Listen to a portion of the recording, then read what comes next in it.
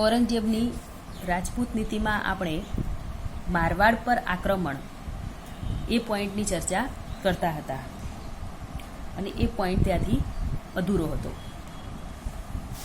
હવે આગળ પોઈન્ટ છે કે મારવાડની દુર્દશાથી, એટલે કે મારવાડ ઉપર જે આક્રમણ કર્યું એ આક્રમણની દુર્દશાથી મેવાડના સિસોદિયાઓ ચોંકી ઉઠ્યા.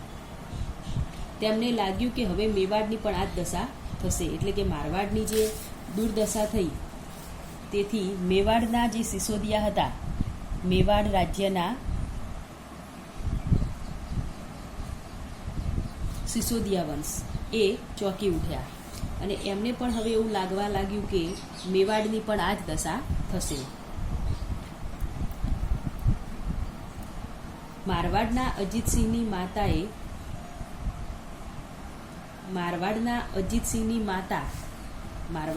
અજીતસિંહ જે હતા એમની જે માતા હતા એ મેવાડના રાણા રાજસિંહની ભત્રીજી હતા.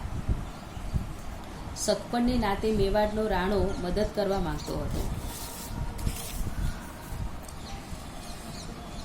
આમ રાઠોડ અને સિસોદિયા ભેગા થવાથી રાજપૂત વિગ્રહે રાષ્ટ્રીય લડતનું સ્વરૂપ ધારણ કર્યું.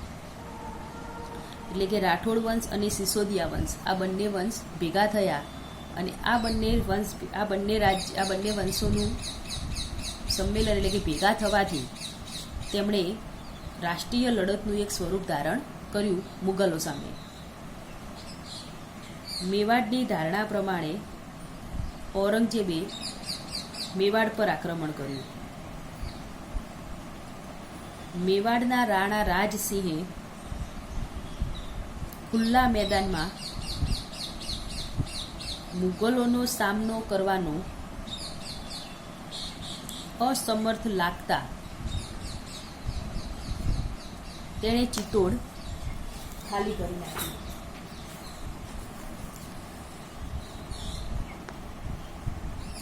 અને પહાડોમાં આશરો લીધો.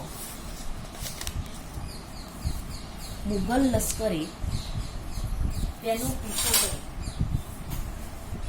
તેને હરાવ્યો. મુગલ લશ્કરે શું કર્યું તો મેવાડના જે રાણા હતા, મેવાડના રાણાનો પીછો કરીને તેમને હરાવ્યા.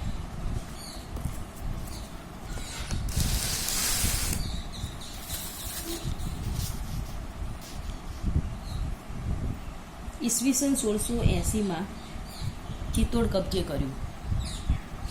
ચિત્તોડના 63 મંદિરો અને ઉદયપુરના 172 મંદિરો મુગલોએ તોડી પાડ્યા. તો ઈસવીસન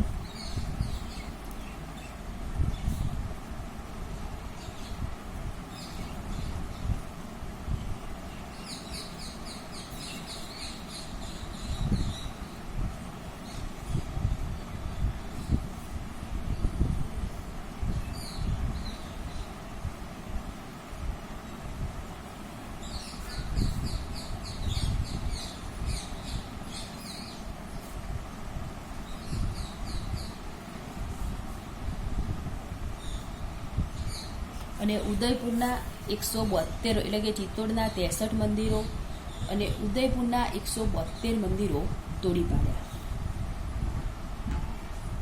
સિસોદિયા રાજપૂતોએ ગેરીલા પદ્ધતિથી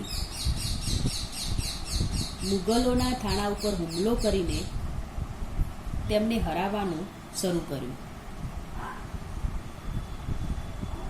તેમને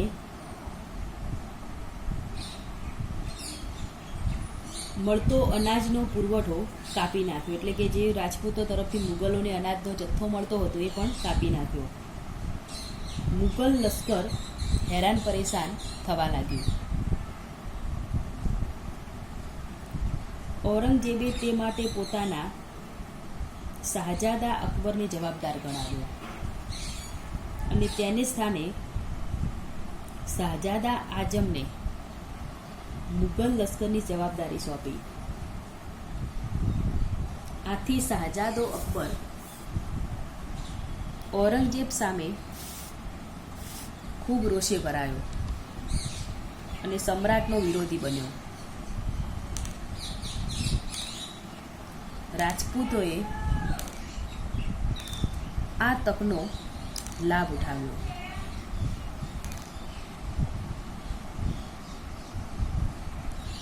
એટલે કે જ્યારે ઔરંગઝેબે એના પુત્ર અકબરને આના માટે જવાબદાર ગણાવ્યો અને બીજા એની જગ્યા પર બીજાની નિમણૂક કરી, ત્યારે શાહજાદો અકબર એટલે કે એનો પુત્ર જે હતો એ ઔરંગઝેબ ઉપર રોષે ભરાયો, ગુસ્સે ભરાયો અને આ તકનો લાભ રાજપૂતોએ ઉઠાવ્યો. રાજપૂતોએ તેના મનમાં ઠસાવ્યું કે રાજપૂતો જે હતા એણે શાહજાદા અકબરના મનમાં એવું ઠસાવ્યું કે મુગલ સામ્રાજ્યના પતન માટે તેના પિતાની અસહિષ્ણુ નીતિ જવાબદાર છે. એટલે કે મુગલ સામ્રાજ્યનું જે પતન છે, આ બધું યુદ્ધો થાય છે, એના માટે તેના પિતાની અસહિષ્ણુ નીતિ એ જવાબદાર છે.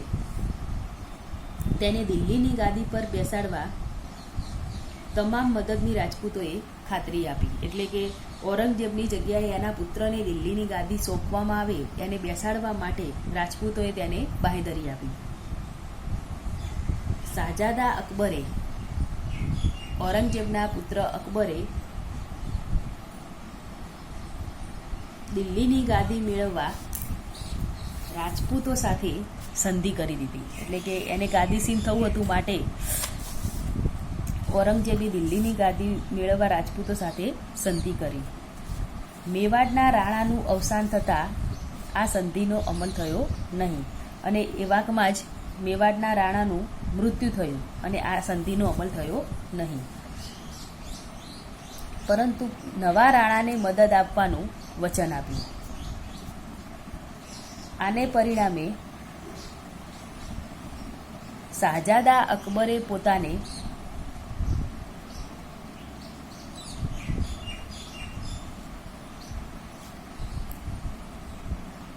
દિલ્હીના સમ્રાટ તરીકે જાહેર કર્યો. વળતે દિવસે તે વિશાળ સૈન્ય સાથે સમ્રાટની સામે લડવા અજમેર ઉપડ્યો અને આ રીતે એણે જાતે જ પોતાને દિલ્હીના સમ્રાટ તરીકે જાહેર કર્યો. અને બીજા દિવસે તે વિશાળ રાજપૂત સૈન્ય સાથે, એટલે કે રાજપૂતોની સાથે સમ્રાટની સામે, એટલે કે ઔરંગઝેબની સામે લડવા માટે પોતાનો પુત્ર અજમેર ઉપડ્યો. ઔરંગઝેબ બરાબર મુશ્કેલીમાં મુકાઈ ગયો. તેનું ઘણું ખરું લશ્કર એ સમયની અંદર ચિત્તોડ તરફ હતું. શાહજાદા અકબરે ઝડપથી નિર્ણય કરીને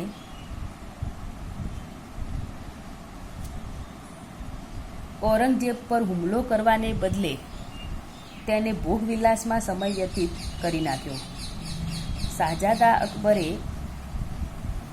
ઝડપથી નિર્ણય કરીને ઔરંગઝેબ ઉપર હુમલો કરવાના બદલે એના પિતા પર હુમલો ન કર્યો અને ભોગવિલાસની અંદર જ પોતાનો સમય વ્યતીત કરી નાખ્યો. તે ઔરંગઝેબની છાવણીથી માત્ર થોડોક જ દૂર હતો. દરમિયાન ઔરંગઝેબ લુચ્ચાઈભરી રાજરમત રમી ગયો. તેણે શાહજાદાને, એટલે કે પોતાના પુત્રને અભિનંદન પાઠવતો પત્ર લખ્યો, જે રાજપૂતોના હાથમાં આવે તેવી એણે યોજના ઘડી. એટલે કે જે પત્ર એને પાઠવ્યો અભિનંદનનો એ રાજપૂતોના હાથ સુધી પહોંચે એવી જાતે કરીને એને યોજના ઘડી. આવો પત્ર રાજપૂતોના હાથમાં આવતા, આ પત્ર રાજપૂતોના હાથમાં આવી જતા તેઓ શાહજાદા અકબર પ્રત્યે શંકાશીલ બન્યા અને આ પત્ર રાજપૂતોના હાથમાં આવતા તેમણે એવું લાગ્યું કે શાહજાદા અકબર એ ઔરંગઝેબના પક્ષમાં છે. શંકાશીલ બન્યા અને ઔરંગઝેબની યુક્તિ સફળ થઈ ગઈ. અણી વખતે રાજપૂતોએ મુગલ શાહજાદા અકબરનો સાથ છોડી દીધો. પરિણામે અકબર મેવાડ તરફ નાઠો. થોડા સમય પછી રાજપૂતોને ઔરંગઝેબની આ રાજરમત સમજાઈ. અકબરે આખરે નિરાશ થઈ ઈશાન તરફ ભાગ્યો અને તે મૃત્યુ પામ્યો અને પોતાના પુત્રને પણ એને છોડ્યો નહીં અને આ રીતે તે ઈશાન તરફ ભાગીને તે મૃત્યુ પામ્યો. આગળ પોઈન્ટ છે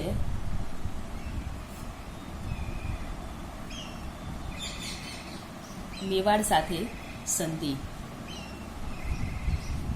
1681.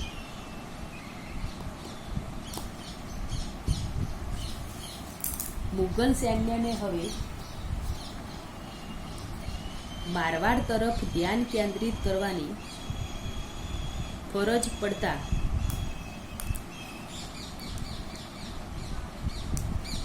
મેવાડને કુદરતી રીતે રાહત મળી. મુગલ સૈન્ય હતું એમને હવે મારવાડ તરફ ધ્યાન કેન્દ્રિત કરવાની ફરજ પડતા મેવાડને કુદરતી રીતે રાહત મળી. આ રાજકીય સંકટથી ઉત્સાહમાં આવી સિસોદિયા રાજપૂતોએ માળવા અને ગુજરાતમાં લૂંટફાટ આરંભી. એટલે કે મુગલ સૈન્યોએ મારવાડ તરફ જ્યારે ધ્યાન કેન્દ્રિત કર્યું ત્યારે મેવાડને કુદરતી રીતે રાહત મળી. આ રાજકીય સંકટમાંથી એટલે કે આ સંકટમાંથી એ લોકો બહાર નીકળ્યા અને ઉત્સાહમાં આવી સિસોદિયા રાજપૂતોએ માળવા અને ગુજરાતમાં લૂંટફાટ ચલાવી અને મુગલોને અનેકવાર હંફાવ્યા. ઔરંગઝેબે હવે મેવાડના રાણા સાથે સમાધાન કરવાનો નિશ્ચય કર્યો. આના કારણે મેવાડના રાણા સાથે સંધિ કરવાનો એને નિર્ણય કર્યો.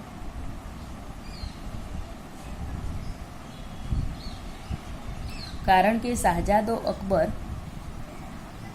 દક્ષિણમાં તેની વિરુદ્ધ પ્રવૃત્તિઓ કરી રહ્યો હતો. પૈસા અને માનવોની ખુવારીથી હતાશ થયેલ મેવાડનો રાણો પણ યુદ્ધનો અંત લાવવા ઈચ્છતો હતો.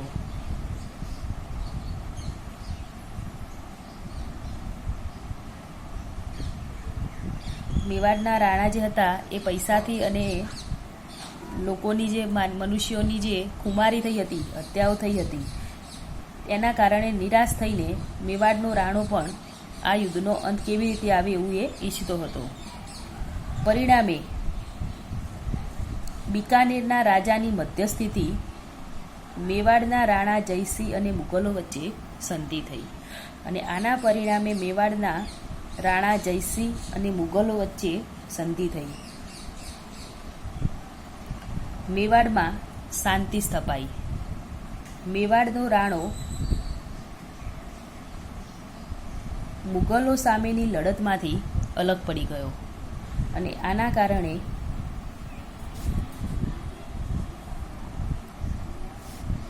તે મુગલોની લડત જે હતી એમનાથી એ છુટકારો મેળવ્યો. પરંતુ મારવાડના રાઠોડોએ હતાશ થયા વિના મુગલો સામે દ્રઢતાથી યુદ્ધ જારી રાખ્યું. મેવાડના રાણાએ તો યુદ્ધમાંથી શાંતિ માટે ખસી ગયો, પરંતુ મારવાડના રાઠોડો જે હતા એમને આ યુદ્ધને ચાલુ રાખ્યું. પ્રોફેસર શર્મા તેને સ્વાતંત્ર્ય વિગ્રહ કહે છે. પ્રોફેસર શર્મા એ તેને સ્વાતંત્ર્ય વિગ્રહ કહે છે. રાજા વિના અને નેતા વિના રાઠોડોએ ગેરીલા યુદ્ધ પદ્ધતિથી મુગલોને ખૂબ હંફાવ્યા અને મુગલોના આક્રમણને નિષ્ફળ બનાવ્યા. બુંદી અને મારવાડના સંયુક્ત લશ્કરોએ મુગલોને હેરાન પરેશાન કરી મૂક્યા.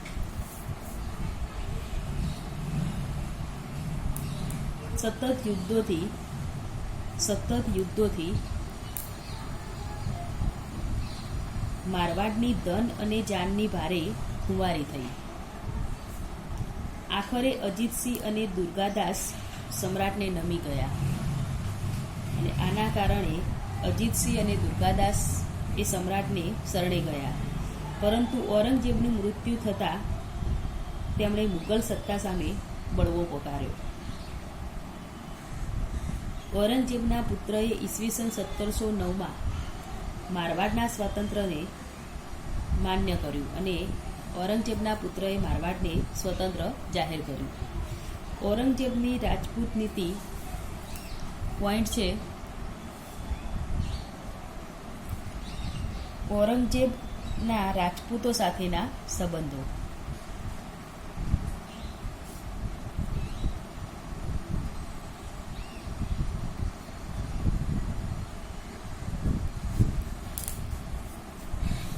અકબર અને જહાંગીરે ઉદાર અને સહિષ્ણુ નીતિ અપનાવીને રાજપૂતો અને હિન્દુ પ્રજાનું દિલ જીતી લીધું. રાજપૂતોની સેવાએ મુઘલ સામ્રાજ્યનો વિકાસ કર્યો અને તેના પાયા મજબૂત કર્યા.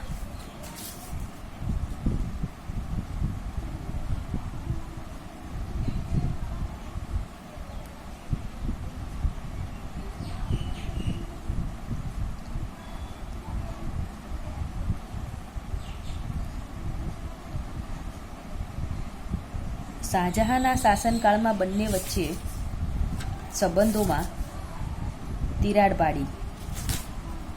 તેણે અસહિષ્ણુ નીતિની શરૂઆત કરી. તેમ છતાંય રાજપૂતોએ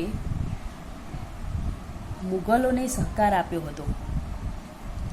શાસનકાળની શરૂઆતમાં ઔરંગઝેબે પણ રાજપૂતો સાથે સારો વર્તાવ રાખ્યો હતો.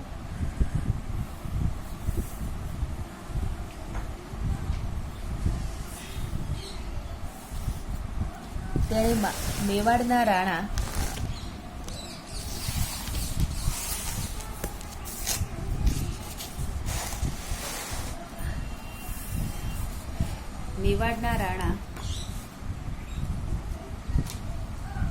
જયસિંહ અને મારવાડના રાણા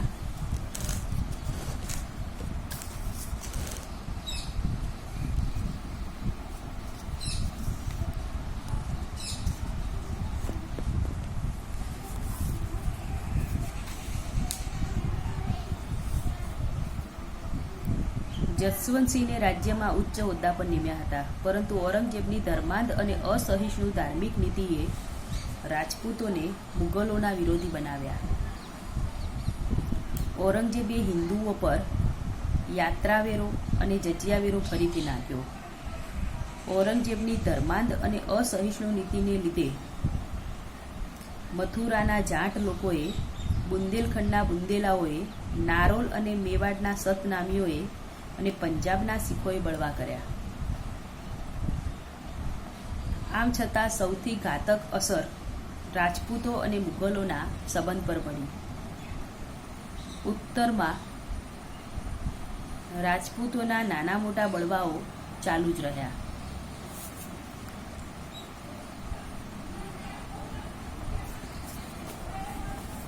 આગળ પોઈન્ટ છે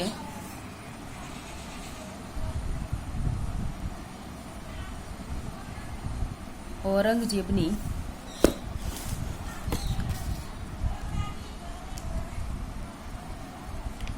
દક્ષિણ નીતિ. હવે આગળ આપણે જોઈશું પોઈન્ટ કે ઔરંગઝેબની દક્ષિણ નીતિ. 1681 થી 1707 સુધીના સમયમાં ઔરંગઝેબ દક્ષિણ હિંદની જટિલ સમસ્યાઓમાં ડૂબેલો રહ્યો હતો. શાહજહાંના સમયમાં ઔરંગઝેબ 2 વાર દક્ષિણનો સૂબો બન્યો હતો અને બીજાપુર તથા ગોલકોંડા જીતવા પ્રયત્ન કર્યા હતા, પરંતુ દારા શિકોહના ષડયંત્રને લીધે તે તેમના પર વિજય મેળવી શક્યો ન હતો. તે રાજ્યો પાસે સંધિ કરીને મુગલોની શરણાગતિ સ્વીકારવી હતી. ઔરંગઝેબ વારસા વિગ્રહમાં રોકાયો ત્યારે તે રાજ્યો ફરીથી સ્વતંત્ર થઈ ગયા.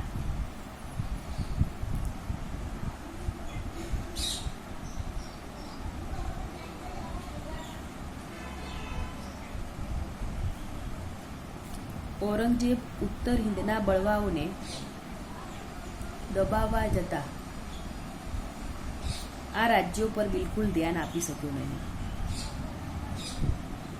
પરંતુ તેનો બળવાખોર શાહજાદો અકબર જ્યારે દક્ષિણમાં ભરાયો ત્યારે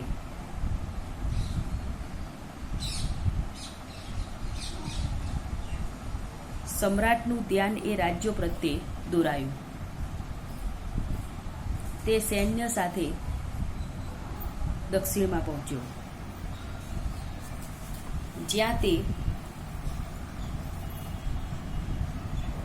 એવો અટવાઈ ગયો કે ફરી ઉત્તર હિંદમાં જઈ શક્યો નહીં. સર જદુનાથ સરકારના મતે દક્ષિણ તેના કીર્તિ અને શરીરના કબર બન્યા અને તેની દક્ષિણ નીતિની નિષ્ફળતાને લીધે દખ્ખણ મુગલ સામ્રાજ્યની સમાધિ બની.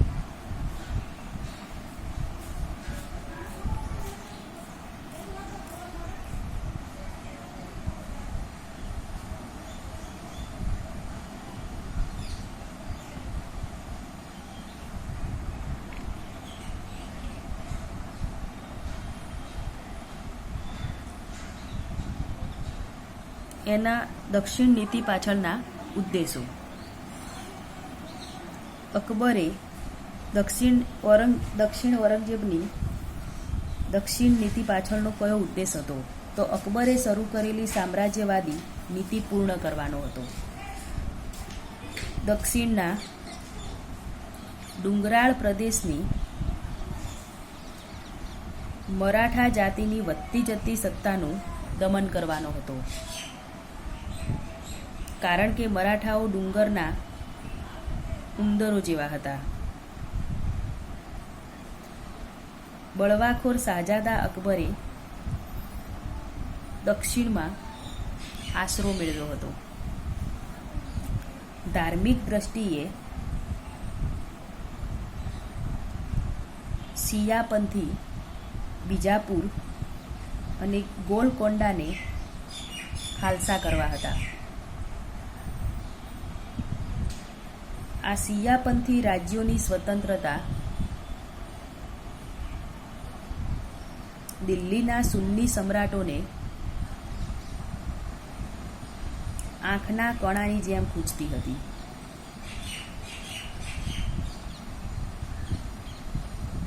વળી આ રાજ્યો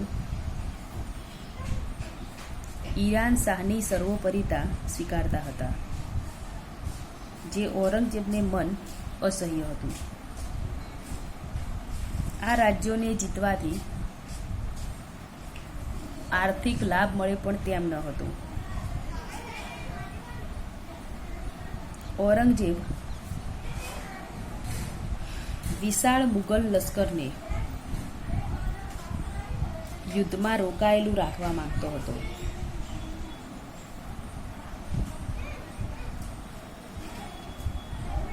પ્રોફેસર S.R. શર્માના શબ્દોમાં બીજાપુર અને ગોલકોંડાની આંતરિક નબળાઈઓ તેમજ તેમની મરાઠાઓ સાથે બાંધછોડ કરવાની ભયપ્રદ પ્રવૃત્તિએ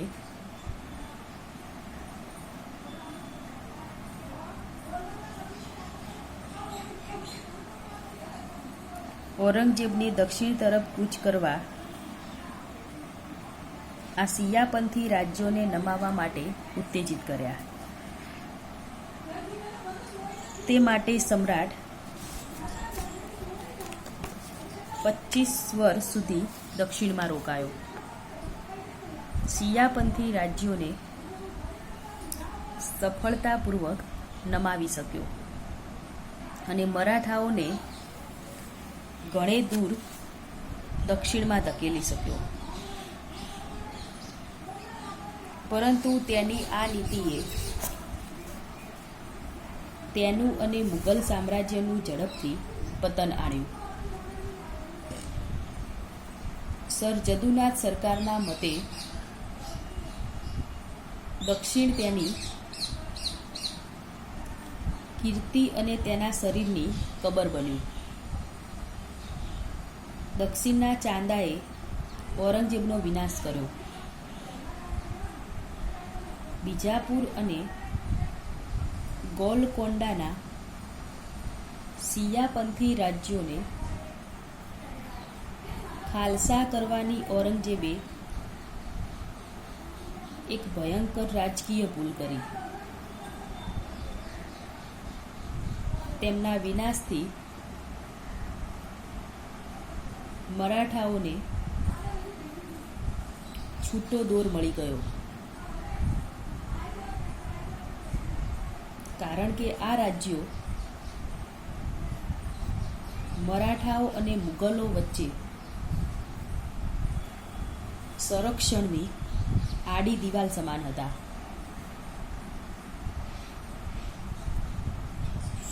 ઔરંગઝેબે જીવનના કિંમતી વર્ષો 25 વર્ષ દક્ષિણના યુદ્ધમાં ખર્ચ્યા, જેથી સામ્રાજ્યની આર્થિક સ્થિતિ કથળી ગઈ. શાહી ખજાનો ખલાસ થઈ ગયો. આનો વિરોધ કર્યો તેમને વીણીને ક્રૂરતાથી હાથીના પગ નીચે કચડી નાખવામાં આવ્યા. સ્ત્રીઓ, બાળકો, બેકારો, ભિક્ષુઓ, ગુલામો, અંધો અને બીજા ગરીબોને આ વેરામાંથી મુક્તિ આપવામાં આવી. તો આ રીતે ઔરંગઝેબની દક્ષિણ નીતિ પાછળનો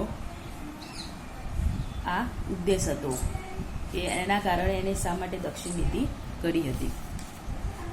તો આજના પોઈન્ટની અંદર ઔરંગઝેબની રાજપૂત નીતિમાં મારવાડ પર આક્રમણ, મેવાડ સાથે સંધિ, ઔરંગઝેબની રાજપૂત નીતિ, એમાં ઔરંગઝેબના રાજપૂતો સાથેના સંબંધો, ઔરંગઝેબની દક્ષિણ નીતિ અને ઔરંગઝેબની દક્ષિણ નીતિ પાછળના ઉદ્દેશો. આટલા પોઈન્ટની આપણે ચર્ચા કરી.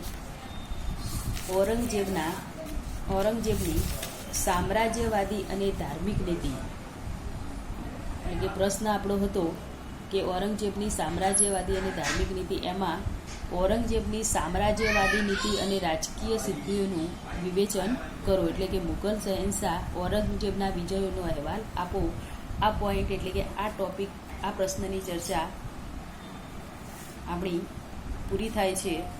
હવે નવા પ્રશ્ન સાથે આપણે ફરી મળીશું. તો ધન્યવાદ.